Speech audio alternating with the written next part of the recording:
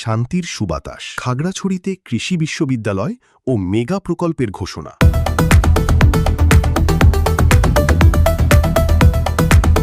পাহাড়ে শান্তির সুবাতাস, খাগড়াছড়িতে কৃষি বিশ্ববিদ্যালয় ও মেগা প্রকল্পের ঘোষণা। বর্তমান সরকার পার্বত্য চট্টগ্রামে শান্তি প্রতিষ্ঠা, উন্নয়ন ও সাম্প্রদায়িক সম্প্রীতি রক্ষায় সর্বোচ্চ অগ্রাধিকার দিচ্ছে বলে জানিয়েছেন পার্বত্য চট্টগ্রাম বিষয়ক মন্ত্রণালয়ের মন্ত্রী দীপেন দেওয়ান এমপি।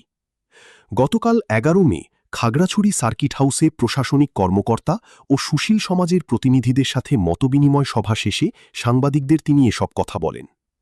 মন্ত্রী বলেন, ত্রয়োদশ জাতীয় সংসদ নির্বাচনে পাহাড়ের মানুষ ৩ জেলাতেই বিএনপি প্রার্থীদের ওপর আস্থা রেখেছেন। জন আকাঙ্ক্ষা পূরণই সরকার বদ্ধপরিকর।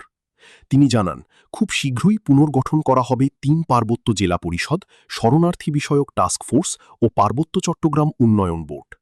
পার্বত্য অঞ্চলের সুষম উন্নয়নের লক্ষ্যে সরকার বেশ কিছু যুগান্তকারী পদক্ষেপ হাতে নিয়েছে।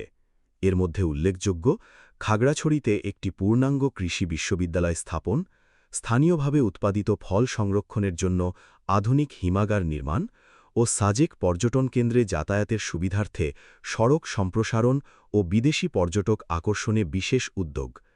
এছাড়াও জনগণের মৌলিক সেবা যেমন দুর্গম এলাকায় শিক্ষা, স্বাস্থ্য ও যোগাযোগ ব্যবস্থার মানোন্নয়ন। মন্ত্রী আরও বলেন, সরকার পাহাড়ের শান্তি রক্ষা ও দারিদ্র্য বিমোচনে নিরলস কাজ করছে। বিশেষ করে কৃষি ও অবকাঠামো উন্নয়নে সংশ্লিষ্ট কর্মকর্তাদের দ্রুত পদক্ষেপ নেওয়ার নির্দেশ দেওয়া হয়েছে।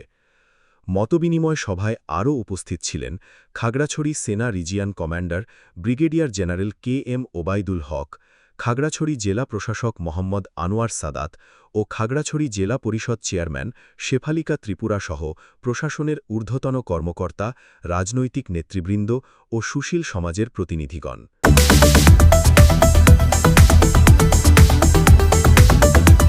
আহমেদ রুস্তম রায়হান, নির্বাহী সম্পাদক, সাপ্তাহিক পার্বত্য কণ্ঠ।